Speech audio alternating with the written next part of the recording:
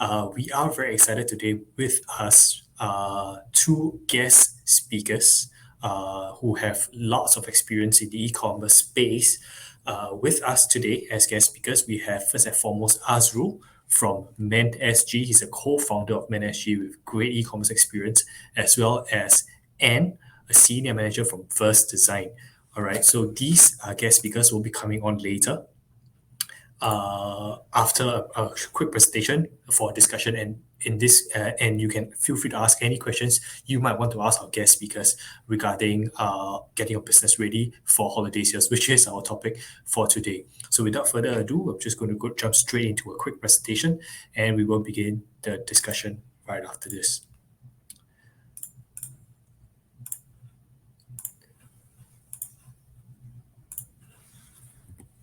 Sorry, just give me a minute.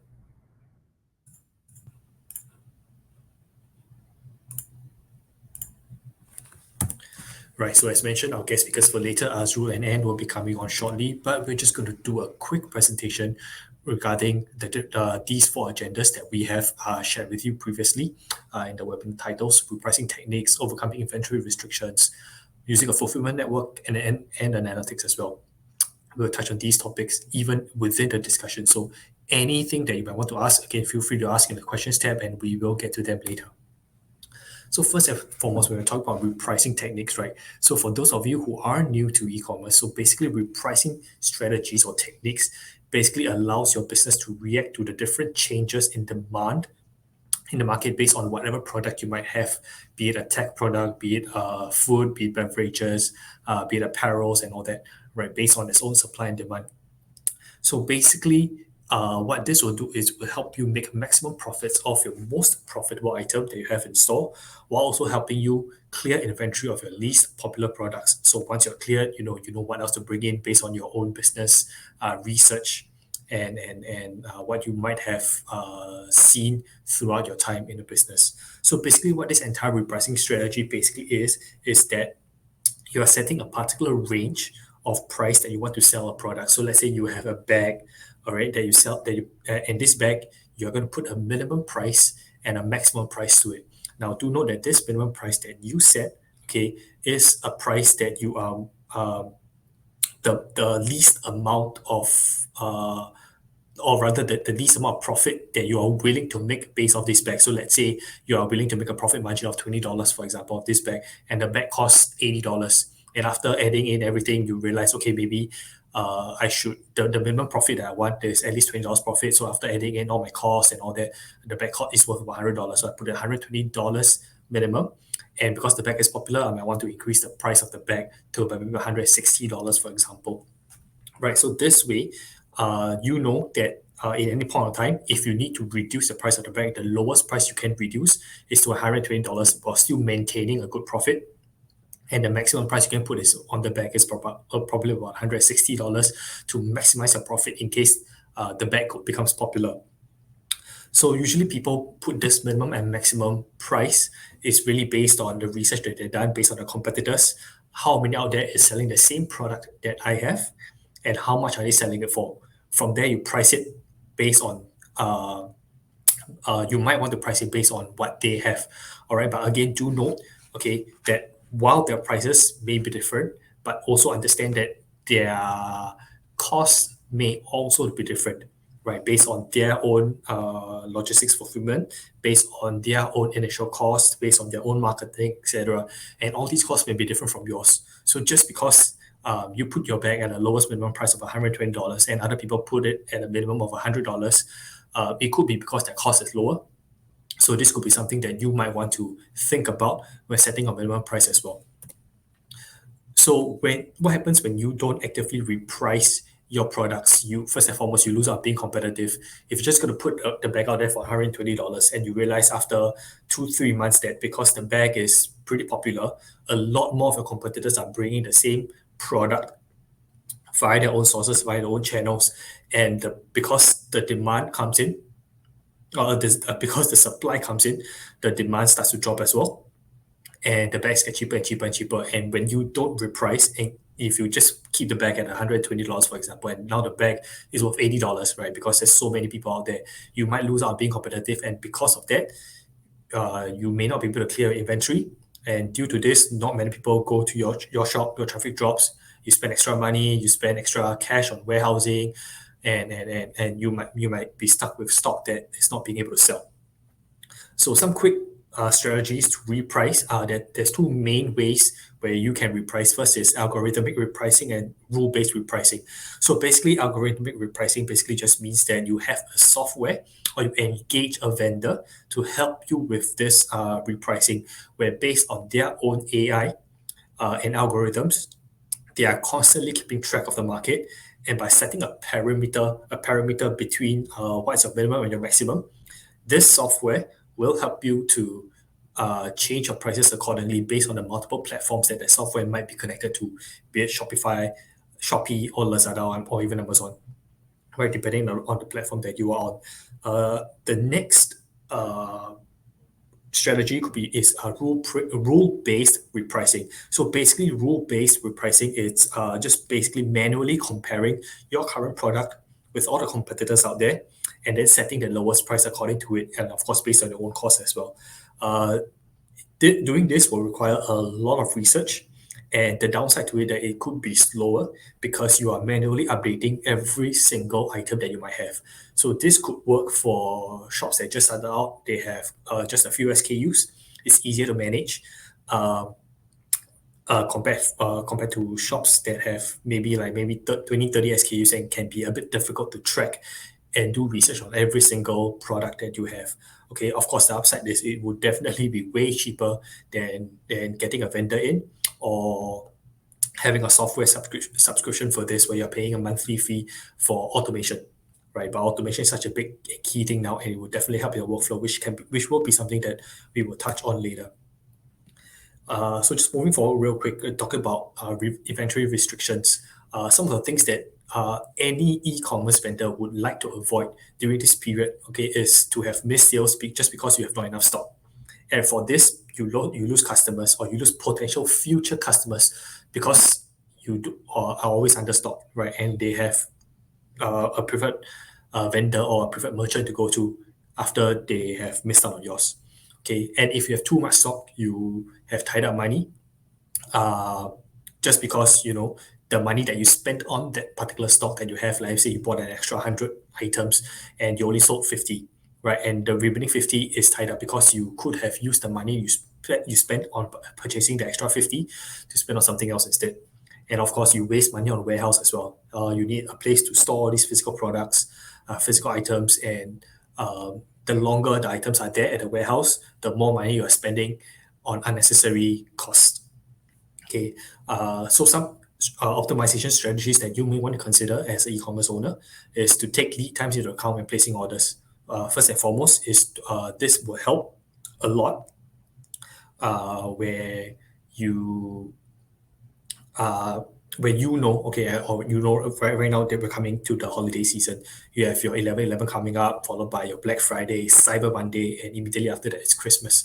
So that, okay, this period, right, there are quite a number of sales happening, and you want to stock up beforehand. So probably even in August or in July, you already place a huge order of items to come to you, and you can liaise with your fulfillment and your warehouse to say, okay, these stocks are going to come in when, can I get a discount, or can you arrange for a particular date of delivery? So all these things are things that you can discuss with your vendors to help you ease into the holiday period and setting up your warehouse effectively, okay, for the holiday seasons.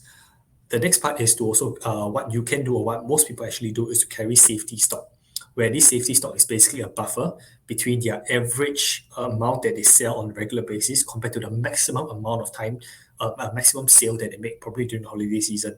And they get the buffer in, they calculate the difference, and that buffer is their safety stock. So that's an extra that they normally purchase to prepare for the holiday seasons. So with that, you know that you are definitely going to hit that average amount, and once you add the buffer on top, it brings you to your maximum amount. So it's almost a just nice. You may still lose one or two sales, but definitely this will not hurt you as much. and these are some ways in which you are able to properly manage your inventory. Now, of course, when we talk about inventory management, there's so many things. Right now, we only talk about products, but here and there, it will to definitely be talking about your warehousing, you talk about fulfillment, uh, and talk about manufacturing, delivering, and so many other things that you may want to consider. And all that definitely, if you have questions, we can definitely talk about it as well. Please feel free to put in the chat. And we have some questions that we receive from you guys that we will be answering, and our guests will be answering those questions as well. So stay tuned. Okay. Uh, we talk about fulfillment network, like for example, like a Ninja Van. The benefits to using this is that definitely they are way more professional and way more experienced than you as a business owner. So as a business owner, really the main thing that you want to do, okay, is to really number one source for items, source for products, decide on what products you want to sell, and then selling it. So generally speaking, all these things are not your forte, really. So engaging a fulfillment network will definitely increase yeah, I would say my personal sense, your stress level. All right, because you can then focus on a lot more other things and know that there is your trusted vendor to help you with all these things. And because they're sending it in bulk, okay, chances are your shipping and operating costs will be lower, right? You can extend your reach because these platforms usually don't just serve Singapore as well, but they may have reach in, like, for example, Malaysia or Southeast Asia or even across the world. And in this case, once you realize, okay, maybe this product works really well and you want to scale it and you want to extend it to multiple countries across Southeast Asia, for example, you can do that because your fulfillment provider, your logistics delivery partner, is able to do this as well. And through that, of course, you improve your scalability, right? So these are the few parts that we have quickly touched on. All right. If again you have more questions, you can feel free to ask them in the chat later. And we do have some questions regarding this that if we have time, our guests can answer them as well. Now, just some quick bonus as to how you can optimize your shop or your business for the holiday sales. And this is something I'm not sure if you've seen it, but for some reason I've been seeing a lot. And I thought it'd be good information for you to know is that really do how to optimize your checkout page.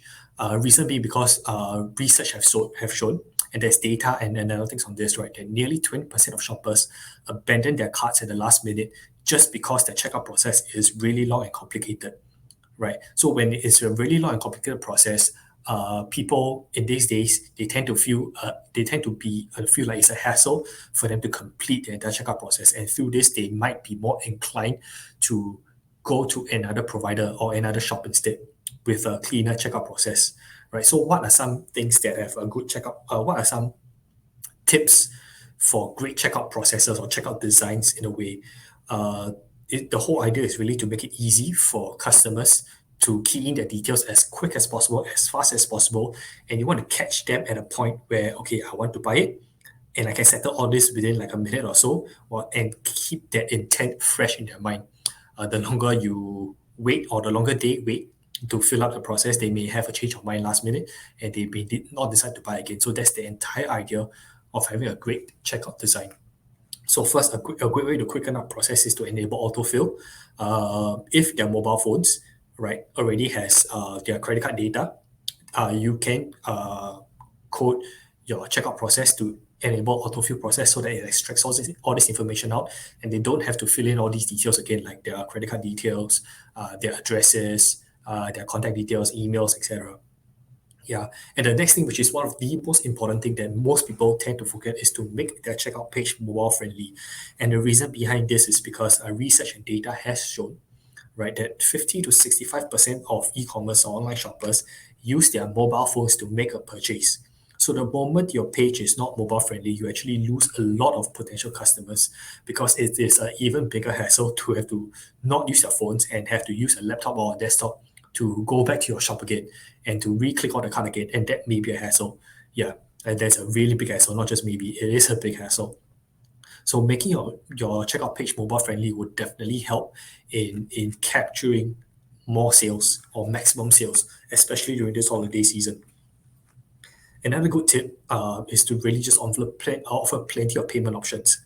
All right. And the best part is if your shop is in different countries, it'd be good if the payment options are customized to the different countries. So, for example, in Singapore, some of the more popular payment methods could be like GrabPay, could be PayNow, and credit card, for example. Right, but in other countries such as Australia, such as in America, a buy now pay later scheme may be more popular. So companies like Hula, buy now pay later, or Atome could be a more a better option for these countries. So if your payment option is customized to these countries, chances are your sales in those countries will increase because you're offering customized payment solutions, preferred payment solutions for customers in those countries. Yeah, and just really keeping the checkout the checkout process easy and simple. Having distinct steps could be one. Having a progress bar so that people know how much more information do they need to key or how many more steps do they need to do to check out will be good. Having proper validation error messages, like if you key in a mobile or if you key in an information wrongly, it'd be good if the automation can tell you exactly what is wrong rather than just say error, right? This could help a lot. Enabling guest checkout could be something as well. If your page requires membership, or has like a membership percent discounts and signups. I know as business owners, we want to encourage these signups, right? But certain times people just want to make a one-time purchase or guest purchase. But capturing these guest purchase, making it easy for them, could potentially lead for them to come back to your shop again and creating more purchases and realizing that, okay, maybe signing up for a membership might work. And that could be beneficial for you in the long run. Yeah, and the last is just if you can get your cart easy to edit, like even in the checkout page, you can still edit the amount, edit the number, take or add items. That could keep the entire checkout process very seamless, very fun, very intuitive, and that would be a great way to capture uh, these people as well. And the last bonus that I just want to share with you that a lot of e-commerce people really just forget or may forget really is all about accounting and compliance. So after all these sales, you've hit your maximum target, right? You've generated 50% more sales than you would do on a regular basis. So what now? Okay, if you're doing it manually, if you're doing it on your own, the things that you have to calculate, your refund damaged goods, how are you going to calculate that? Are you going to strike them off? Or you need to, otherwise you are incurring double expenses, right? Every single transaction, not just the sale, but the shipping, the packing, for example, the warehouse, all that has to be properly calculated, right? If you're on multiple platforms, like you're both on Shopee and Lazada, that's where your platform fees per sale could uh, rack it up as well, and therefore you need to calculate it. Your overall profits and losses, you need to calculate that for your taxes and for taxes, and in the end, filing of your annual income, right? So all these things can be very taxing, and as mentioned earlier, as a business owner, all you really want to do, all right, is to keep your business as simple as possible, just so that you know that you can solely put your attention and focus just on scaling your business, right? So all these things could be sent away, could be automated, and that is where Awesome comes in. Awesome Accounting comes in, where we are the e-commerce specialists, e-commerce accounting specialists. So we are able to help business owners like yourselves to have an enjoyable e-commerce or enjoyable entrepreneur experience, right? So it would be great if you can just scan a QR code, just talk to one of our staff members if you're keen on this, and we'll be more than happy to engage you. All right. I know the time is short, so I'm just trying to keep this as quick as possible. I'm so sorry that I've actually overrun this presentation, but no worries. I'm sure that all of you will be keen still to hear from our guest, right? So without further ado, I'm just going to invite our guests in, Anne and Azru.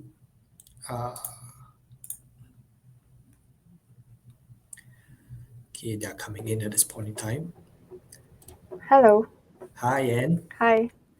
Hi.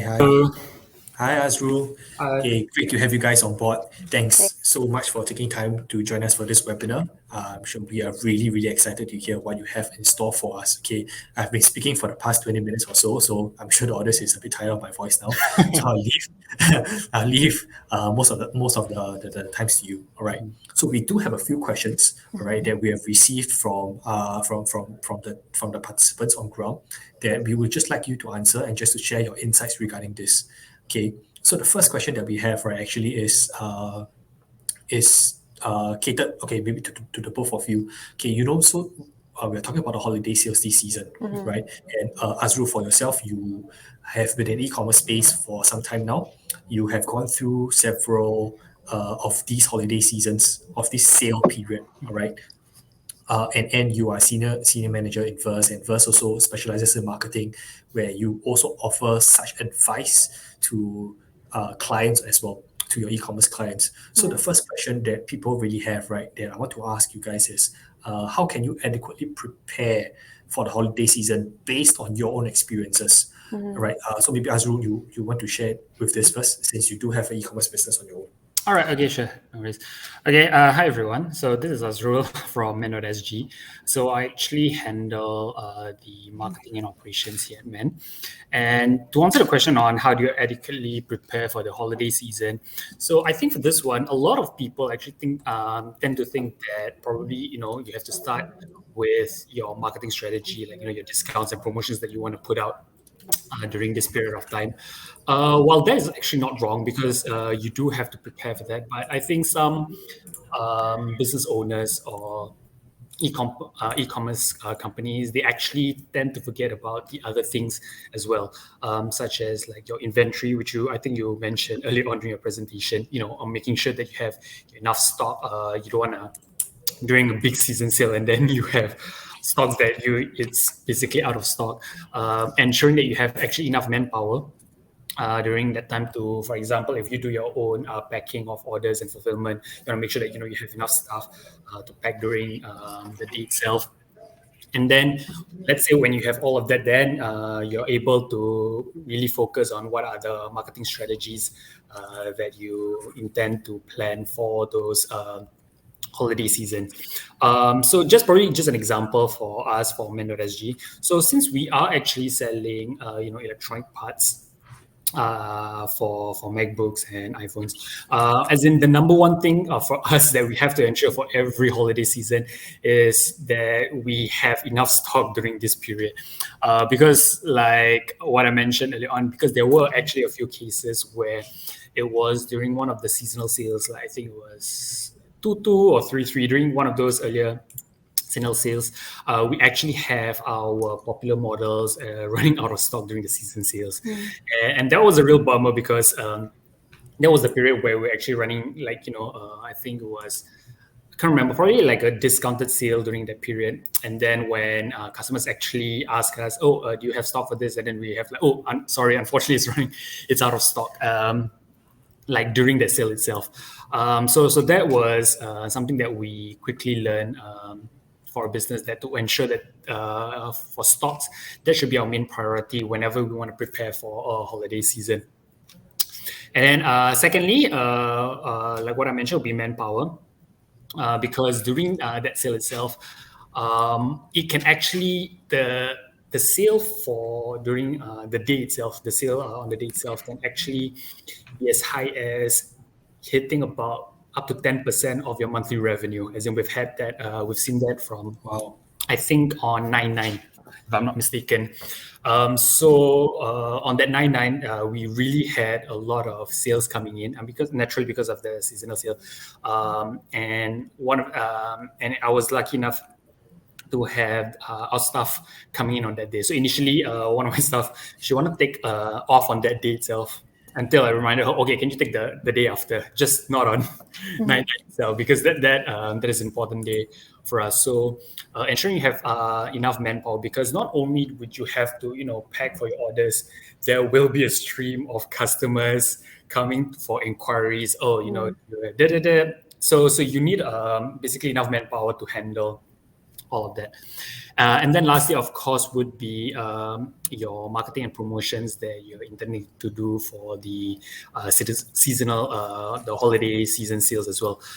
Just make sure that you actually prepare it beforehand and not on the day itself. Even if, let's say, you're tied up and busy, at least ensuring that your store, be it on Shopee, Lazada, or even your own website, has a banner or like informing that, okay, we have a 10% off, or like $5 off when you reach a certain amount. Even that is minimum is good enough, and to be done beforehand, because we don't want a case where on the day itself, let's say on midnight, usually customers will usually just, okay, they're waiting for midnight for the sale to happen, and then when they come in, and then they don't see any marketing promotional period, and then until like in the day itself, where probably they're too busy to make the purchase. Yep. So just make sure that you prepare all the marketing materials and promotionals way beforehand. Great will be having like 1 week in advance, when you actually tease the customers, oh, okay, we're going to have 10% off during 99 or 1010, so stay tuned, so that at least they it's something that they can look forward to during the day itself. Yeah. So I guess for based on my experience and just in general from what I've seen, making sure that you have these three things prepared before your holiday season sale is really, really crucial to ensure that you can actually maximize your revenue and profits during this holiday season. Awesome. Thanks so much, Azrul. Yeah, I really like what you shared. I mean, the inventory part we've been covering in our presentation as well. But the part about manpower, I think that's very real. Just because people can, just because your stocks can come in, right, doesn't necessarily mean you have the manpower to oversee the entire thing, right? For some smaller businesses, it could be really they really not don't have the capacity to engage a vendor yet, and they are packing everything themselves, setting everything themselves. And yeah, this is something that we really do need to know as well. The last thing I really like about what you shared about the marketing promotions, I think that's really, really great. And I think this actually ties into one of the questions that we had. So I'll just sort of jump into the question. How do you maintain high visibility for your products, especially during peak period? So just now, Azrul, you mentioned that it's good that 1 week before you tease them. Okay, we're gonna have a 10% off on this particular date and time, or you can enjoy $5 off for every $10 spent, for example, right? So these are good promotions to have. But how do you ensure, right, that people actually know about this? Because you can have all the great promotions out there, but if people don't see it, right, then what's the point? Right. And maybe, I mean, Verz Design really specializes in marketing and marketing strategies as well, and promotions and all that. So maybe you want to take up this question? Maintaining high visibility for the products. Correct. I mean, I would say, because Verz Design, right, we are mostly dealing with website development, and we do have clients that are doing their logistics and sending out goods, especially during the peak season. So for Verz Design, right, it's mostly in our experience in helping our customers is mainly to do forecasting and prevention. So make sure that they always check what is the data in the previous years and compare it to and be ready for this year. And also in terms of the shipment, make sure that they have already prepared all the shipments of their stocks. Make sure that they have done split shipments engagements with their logistics provider. So even if the shipments, right, is delayed, then at least some of them would arrive on time. So this is something that I have experience along with my other customers who are dealing with e-commerce development, e-commerce platforms. Yeah, so this is some things that we have seen time and time again. So just make sure that they plan in advance in terms of their stock. Yeah, make sure that there's a high visibility, and make sure that they do have a very good supply chain visibility, so that they can will not have any surprises, with regards to their goods. Wow. Okay, thanks. So with that having said, right, we talk about maintaining high visibility. What are some tips, either as Roland, that you have to help to maintain that high visibility? Like, what are some strategies that probably you have advised customers, or or you've done for yourselves, right? In this case for Azul, to properly make sure that your marketing promotions are still up there, or it's being run on a regular basis. Okay. All right. So basically, for maintaining high visibility, or in other words, just to make sure that your product is out there in the market. So I think especially for Mend.SG, I mean, since we are like small businesses as well as like other SMEs, one thing that we don't have as compared to other bigger companies is resources, money and resources. Basically, we want to spend. We know that it's important to spend on marketing, but we only have a certain amount that we can spend every single month. Without bleeding into red every month.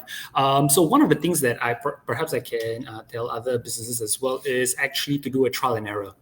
Because what works for you may not actually work for someone else in terms of marketing efforts. So basically, just try everything and anything under the sun, because there's tons of marketing activities and materials, activities and tactics that you can do in terms of content marketing, in terms of social media, in terms of Google Ads, in terms of various campaigns, referrals, reviews. So there's a lot out there. So based on your resources that you have, the manpower that you have, and in terms of money that you can spend on it, be very efficient and smart in choosing what you can do and what you think works well for you. So try out one activity or one tactic first. Try it out for a month or a few weeks. Evaluate it and see whether it works. If it works, and you continue doing it for each one, because you're not able to do for everything. So you have to be smart in picking, let's say, 3 to 5, and then sticking to which ones that works best. So for example, for us, we've tried for Mend.SG, we've tried like social media campaigns, seasonal promotional discounts, Google Ads, referrals, just to see which of these activities works best for us. And so far within a few months, we can roughly gauge which tactic works. So obviously during seasonal sales, like your 1/1, 2/2, Chinese New Year kind of sales, your marketing promotional discounts always work best. Your 5% off, 10% off, a straightforward discount works best for customers. And for us, we also have tried social media campaigns, but to a certain extent, it was only successful to a certain extent. We realized, okay, maybe we don't have the time and resources yet to fully go into a full-blown social media campaign yet. But what we realized is that Google Ads really works well for us in terms of promoting our services. So we decided, okay, you know what, we're going to double down on that as well. So that's the thing. Like, if there's any advice I can give, is actually to really try out and trial and error for like a few marketing activities, and then finding out which ones actually works best for your company, for your business. Awesome. Yeah, I like that you shared that really not every marketing campaign or not everything you see online might work for you. I mean, yeah, different people, different business owners have different styles, and also the way they conduct a business, or rather what they are doing in the first place, right? What they're selling in the first place is different as well. Yeah, so I really like what you said. Some products or services may be just hard and very difficult to get an influencer to market it, because it just doesn't suit the style of an influencer. Probably a marketing campaign or a banner, right, or Google Ad would be more efficient and more sufficient, right, depending on what you're doing. So I really like that. I'm seeing one question now that I thought is very, very interesting. So the question goes, what are the best practices for offering promotions or vouchers and still maintain competitiveness and a healthy profit? And you have any thoughts regarding this? For this one, where is it here on the questions? Yeah. Wait, If not, then maybe Azrul, you have any thoughts on this? Any best practices for offering promos and vouchers? Okay. And still maintain a healthy profit. So basically, so this question regarding on how to maintain healthy profits during a marketing promotion. Again, I think this really differs from companies to companies because I think it's always really tempting to slash prices during a sale when you see other brands promoting 50% off or 60% off during this sale, and then you'll be tempted to to compete with them, especially if they are a direct competitor to yourself as well.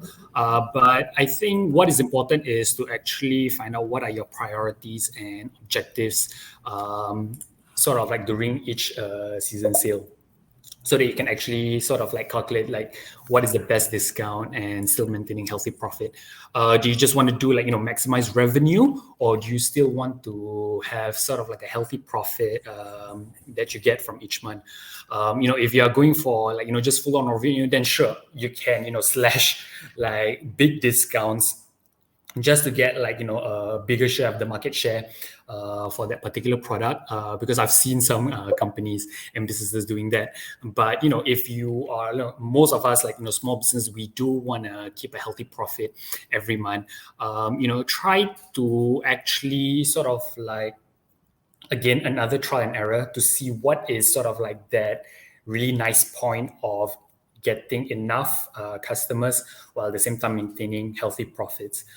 So like what I mentioned previously, the seasonal sale that I think almost all e-commerce business has participated, 1, 1, 2, 2, 3. So basically every month you're going to have a seasonal sale, and customers know about this. They know that they are expecting some sort of promotion or seasonal sale every month. So you can actually use this month sort of like a stepping stone, or sort of a gauge or trial and error to see what is that mechanism that works best. Would 5% of everything works best for you, or would straightforward just $2 off for every item works best? So you can use those seasonal months, seasonal sale every month to sort of find out what is the best way to calculate the best discount for your business.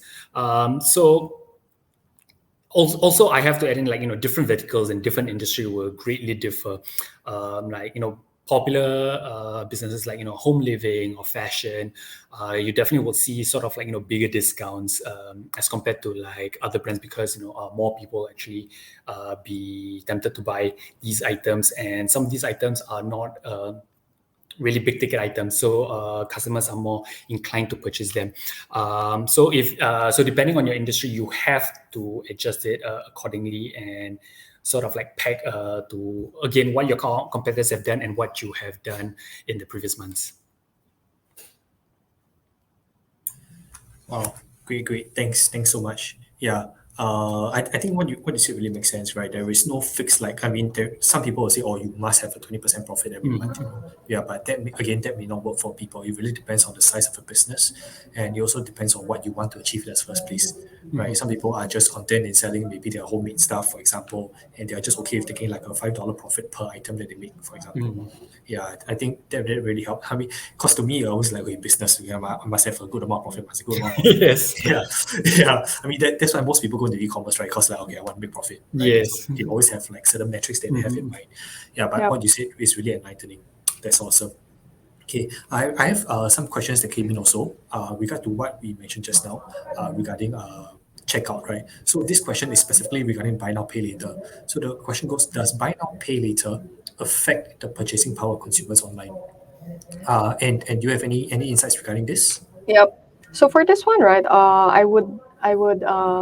I kind of, other than being a service provider, right, to the customers, I am also a customer myself. So I do buy a high valued item, like for example, mobile phones and furnitures, as well as electronics. So all of this is something that I can buy and consider buying when there's an option as a buy now, pay later. Also, we can also have like a pay in installment kind of option for the customer. So if an e-commerce website has this option for such a flexibility, then I would suggest if there's a way for any e-commerce vendors out there, then please do have it. It is very, very important.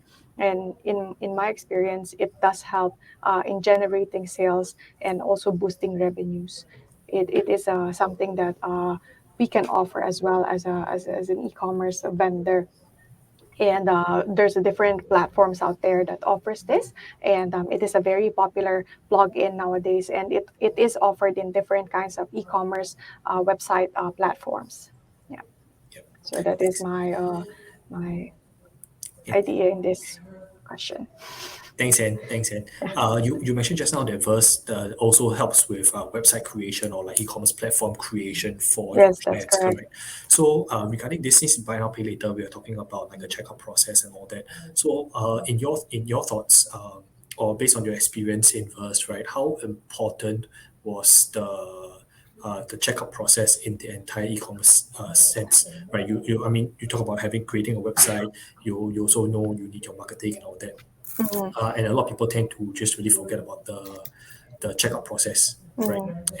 And just now, as mentioned earlier in the presentation, that there are a few that it is still quite important. So, is it reflective of what you have experienced in Verz as well? Yes, yes. So e-commerce checkout, it must be a whole and seamless experience for the customer. That's why in this era, right, it's all about customer experience. We do design websites as a customer centric user experience, as well as the processes like checkout. So just now, Daryl, you have touched into like having the experience when users browse using their mobile phones. How is the experience? And there's like a lot of or how many percent is like 10% or 60% of people leaves if there's like a hiccups by the end of the checkout. Is like one more button, but they will experience a little bit of hiccup, then they will decide to change their mind. So customers right now, they do have this very little patience in customer checkout process. That's why in creating a website development, this is something that a lot of platforms has already implemented in their system to make the experience a lot more seamless, a lot more easy for people to check out immediately. Just put their basic information, put the credit card, and then check out. Yeah. So this is something that I would say, what are the best practices, right, for this customers to go back and buy again, is that if ever the experience in this website is very good, then definitely they can remember and go back and buy again. Yep. Great. Thank you so much for the answer. I really like what you said. It's all about customer experience, right? I mean, e-commerce, as we all know, I do. If you just go Google reports, you know that e-commerce industry has been booming. It's been booming.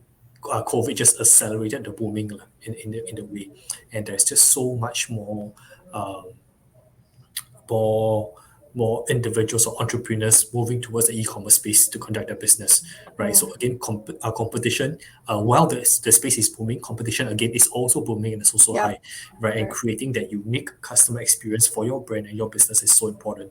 And and I like what you said, like the checkout process is really just part of the entire consumer and customer experience. Mm. Yeah, and that really just solidifies the again, yeah, the word experience again solidifies the experience when the client comes to your shop, be it physical or retail, right? To get it to have that feel good factor. That's great. That's great. Um, let's see. Some next questions that I have. Okay, so we have quite a number of questions. So I'm just trying to see what is most relevant to share right now. So maybe Azul, maybe you can answer this. How can analytics on refunds, returns, and reimbursements help a business in the long run? Okay. So I think analytics on, okay, so I think it's not just mention returns, refunds, and reimbursements, right? Yeah. So I feel that you shouldn't have analytics on just this, but just analytics on your whole website or your whole business in general. So essentially data on your website is very important in knowing how you want to manage your business. So this actually includes knowing what are your best performing products, what are the new products that customers have been asking, or even checking like if it's in terms of refunds and returns, like what are sort of like the items that are always faulty that customers complain about, because like for Mend.SG, we are selling electronic parts, so we do have had cases of customers sort of like complaining about faulty products, and based on the data that we've received, we do know like certain models has a higher sort of like a return and refund rate than other models as well. So knowing based on this, you can also actually know the behavioral pattern of your customers as well, because you know what they want to buy and what they usually return for. So knowing what your customers want to buy and how they purchase your products is super important as well. So for us, for example, we realized that our customers are mostly active at night. Actually, like a lot of them are very active at night where they make their purchases, like probably in the evening onwards. So what we've done is that we set our ads actually at night. So for Google Ads, you can actually do that, where you set the timing of the ads. For carousel ads as well, you can set the timing. So that is something that we've done and we've seen has been quite effective. But also, obviously, we have to be adjust accordingly, where they will ask queries and stuff at night as well. So we have to make sure that our service chat and appointment are slightly active at night as well. So back to your question. So knowing all of this analytics and data in general, not just on returns, refunds, but basically about your business, will help you make better decisions in ensuring that you have more customers, and when the customers are in, to make sure that the customers stay and actually purchase your product. I mean, because that is the end goal at the end of the day. Okay, thanks, Azrul. So one very important thing that you raised up earlier is how you decided to run your ads at night, because you realized that a lot of customer activities the customer activity is higher at night. Yeah. Right? I mean, if you think about it, it does make sense, because they're not working, they're just going to phone a bit, etc., things like that. Yeah, so I think this was a really very interesting metric that you pointed out, which I want to relate it to a previous question actually that I have missed, that somebody asked, that they sent to us, and this will probably be the last question. I'm just aware of time. Is what are some key metrics that you need to look out for, especially during the holiday period, to look out for and understand to prepare for the holiday period, right? And do you have any insights to this? Yep, sure. I can share my experience. So in a website development firm, right? We do other than providing website, we do offer hosting services as well. So in this peak season for holiday, or even this season like 9/9, 10/10, 12/12. So all of this is something that you must be prepared for in terms of hosting. Make sure that your website is prepared to brace this upcoming traffic, and the bandwidth should be enough to support your website. Otherwise, your website will crash. And so that's one. Another one, which I think has been repeatedly mentioned during this webinar, is the inventory. It must be always be updated and always be in stock, so that you are not surprised that there are like actually people who wants to buy, but there is no it's not updated, and your website is not stocked with the SKUs or the proper products. The last I would like to share is the website support team, or the people that will actually be on standby if there's anything that happens, whether it's hosting, whether it's the website. So that's why it's very important to have people who are actually human beings standing by and supporting you, and the actual team, other than the marketing team, other than the basic operations team. But this is, I would say, is very important. Some key metrics that you have to look out for and be prepared during the holiday season. Thanks. Yeah, I love what you said. Right? A lot of people, they can focus on the product, they can focus on the fulfillment shipping, but they just fail to realize that, hey, probably my website is not fully optimized yet to handle a high traffic load, especially during 9/9, 10/10, or maybe even Cyber Monday, right? I mean, like for Azrul is dealing with tech electronics. Yeah, Cyber Monday probably is one of the higher key periods in time. And a common thing that both of you pointed out is, again, is manpower, right? To have that human, or in a sense customer service, or like a human touch, a human experience, to be on standby in case anything happens, right? Yeah, I think that's so important as well. Yeah. So thanks so much for your time. And we do have more questions to answer, but I'm afraid we are at the end of our webinar already. So yes, I'm so sorry. Yeah. No worries, though. Yeah, so thank you so much, Anne, and thank you so much, Azrul, for your time in this. All right. Thank For you. those of you who are tuning in, if you have any questions, please feel free to just drop us an email, and we are more than happy to answer. And if you need these details, just feel free to direct these questions to us, and we'll direct the questions to them, and they'll get back to you again as soon as we can. Right. So with that, ladies and gentlemen, thank you so much. And if you're interested to find out more, again, just feel free to just drop us an email and text. Right. Thank you, and have a great evening. Thank Bye. you. Thank you, everyone. Thank you for having Thank you, us. Thank Daryl. you so much. Thank you. Thank you, Azrul. Bye. Bye-bye.